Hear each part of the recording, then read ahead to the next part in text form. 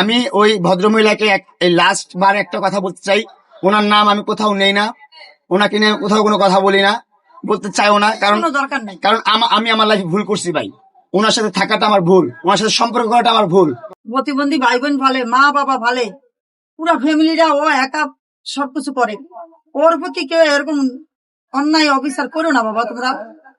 উনি আমাকে গিফট করছে, গিফট দিত, টাকা পয়সা দিত, এটা দিত ওটা দিত সেটা দিত। মানে এটা হচ্ছে একটা ম্যানিপুলেশনের যে ফাঁদ, প্রথম ফাঁদ। এটা তো আমি বুঝি নাই ভাই, ছোট বয়সে অল্প বয়সে কে বুঝবে এই জিনিসটা? আমি বুঝি নাই ভাই।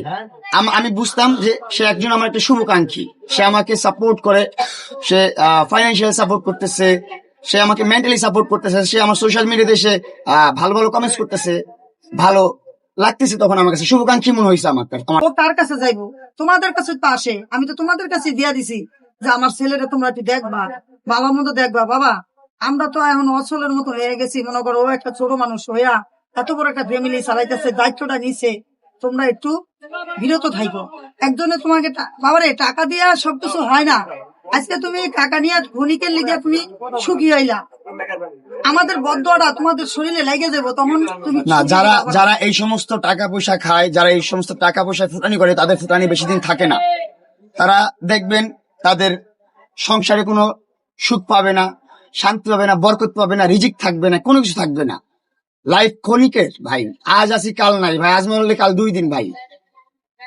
আপনি দেখবেন আপনার জানাজার খাটটাও মানে কাঁধ বদল করে মানুষ, কাঁধ ব্যথা করে সরে যায়, কয় তুই ধর আমার কাঁধে ব্যথা করতেছে। আপনি কিসের অহংকার, কিসের এত অহংকার আপনার ভাই? বুঝি না ভাই, কিসের অহংকার আর কাছে? তখন আমি তার সাথে মিশলাম, মিশার পর আস্তে আস্তে আস্তে আস্তে আস্তে সম্পর্কটাকে একদিক থেকে আরেকদিকে নিয়ে গেল। কিভাবে কি করলো আমি নিজেও জানি না। আমার একটা 2 মিলিয়ন সেলিব্রেশন পার্টিতে সে ওটাকে বানায় ফেলছে বিয়ের পার্টি। তারপর থেকে মানুষ আমাকে নিয়ে ট্রল করা শুরু করলো, আমি এর জামাই, তার জামাই, আমার বিয়ে হয়েছে, এটা হয়েছে, এটা হয়েছে। ভাই ওটা বিয়ে ছিল না, ওইটা আমার একটা পার্টি ছিল, 2 মিলিয়ন সেলিব্রেশন ছিল টিকটকে। যখন আমার 2 মিলিয়ন ফলোয়ার্স হইলো, তারপরে আমি একটা সেলিব্রেশন করলাম। ওইখানে ও এমন ভাবে সেজে আসছে, এমন ভাবে জিনিসটা প্রেজেন্ট করছে মানুষের কাছে। মানুষ, ওটা মানুষেরও দোষ না, আমারও দোষ না। এটা ওই মানুষটা এতটা ট্যালেন্টেড, ওইভাবে প্রেজেন্ট করতে পারছে, মানুষকে বুঝাইতে পারছে যে এটা বিয়ের একটা রিসেপশন, কিন্তু আসলে এটা কিছুই না। এটা একটা 2 মিলিয়ন সেলিব্রেশন ছিল ভাই। বিয়ের সাথে কোনো কিছু ছিল না, ওর সাথে, ওনার সাথে প্রেম প্রীতি কোনো কিছু ছিল না। যখন আমরা বারবার বলার সত্ত্বেও যে আমাদের কোনো সম্পর্ক নেই, আমরা শুধুমাত্র শুভাকাঙ্ক্ষী, আমার একটা ওয়েল উইশার, এগুলো বলার পরে যখন আপনারা দেখতেছি কথাটা নিচ্ছেন না আমলে, আপনারা সাপোর্ট করতেছেন, আপনারা নেগেটিভটা সাপোর্ট করতেছেন, তখন আমরা পজিটিভটা বলা বন্ধ করে দিছি। বন্ধ করে দিয়ে আপনাদের নেগেটিভ কন্ট্রোভার্সি নিয়ে আমরা আমাদের মতন কন্টেন্ট করা শুরু করছি।